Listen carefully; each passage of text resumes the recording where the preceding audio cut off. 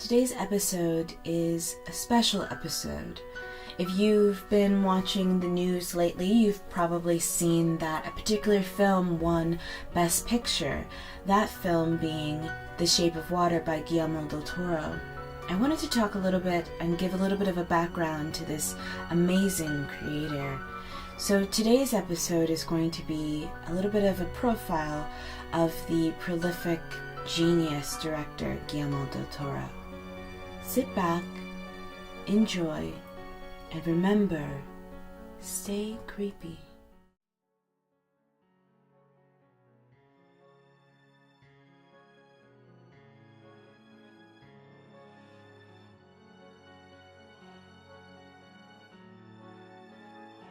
Guillermo del Toro was born October 9th, 1964 in Guadalajara, Mexico. He is a director, a screenwriter, a producer, and a novelist.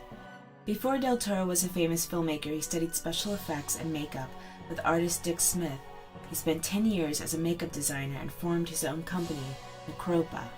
He also co-founded the Guadalajara International Film Festival. Later in his directing career, he formed his own production company, the Tequila Gang. His fascination with monsters started at an early age with a love of the creature from the Black Lagoon. His designs for films like Hellboy, Pan's Labyrinth, and The Stain are evident markers of del Toro's style. His influences, from bugs and moths to Mexican folklore, classic horror movies, Lovecraftian monsters, artists like Francisco Goya and Edmund Dulac, can be seen all throughout all of his films. His first film was Kronos in 1993, a film about an antiques dealer who discovers an object that gives a person immortality, but also vampire-like symptoms. This was a critical success, with the majority of critics loving the originality and acting of the movie. Many horror aficionados noting the film for its use of gore, but also its charm and intelligence, which would become a marker for del Toro's style and aesthetics. This film was del Toro's debut film, and also his first nomination for Best Foreign Language Film. Next is Mimic from 1997. Del Toro unfortunately wasn't satisfied with this film, as he wasn't given the final cut by Miramax.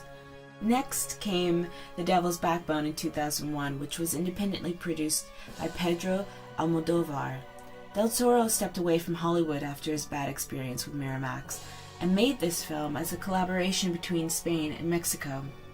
The plot is that of a children's orphanage in the year 1939 during the last years of the Spanish Civil War, and a ghost that is haunting the children.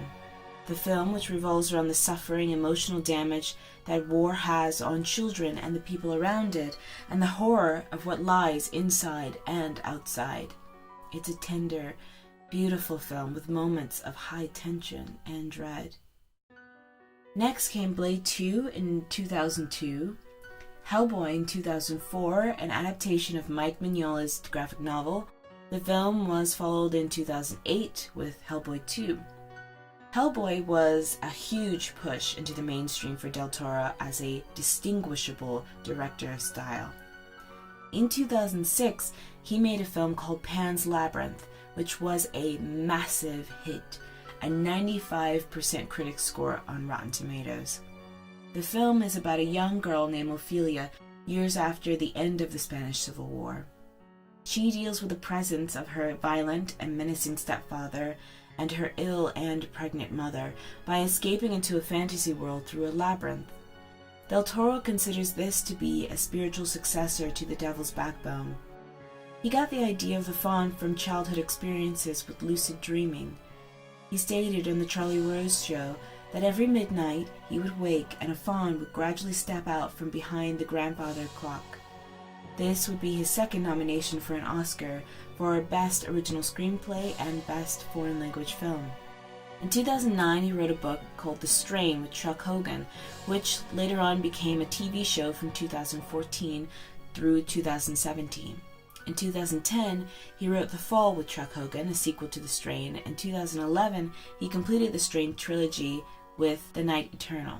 Pacific Rim came in 2013, Crimson Peak in 2015, Troll Hunters in 2016, and in 2017, He recently won an Oscar for Best Picture, the highest award that a filmmaker can win at this award show. In 2016, I went to go see an exhibit at LACMA called Guillermo del Toro at Home with Monsters. It was a sprawling showcase of Del Toro's personal collection, his personal effects, and also props from his films.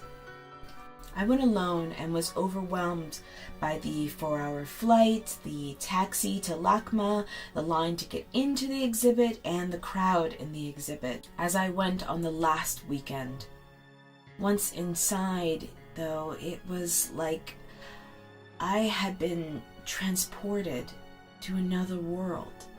It was the world I'd always dreamt of, filled with ghosts, gowns, lovelorn monsters, maniacs, ghouls, spells, magic, and wrestling. Somehow, this man knew me. He knew all the things that I had held in my head, all the darkness that I had held inside of myself. I felt home. If I could have moved into that exhibit, I would have, gladly. I wanted to cry when I had to leave.